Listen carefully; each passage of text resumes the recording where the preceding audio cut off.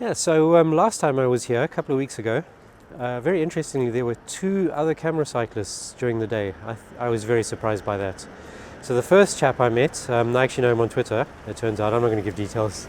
Um, they treasure their anonymity just as I used to when I was still anonymous.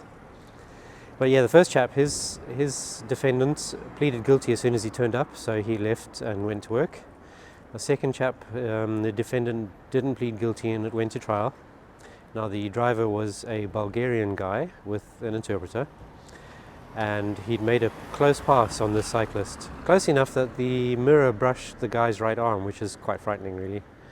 Anyway, I sat through that trial, which is quite a short one, and the driver was found guilty. He's given 3 points and some amount of fine.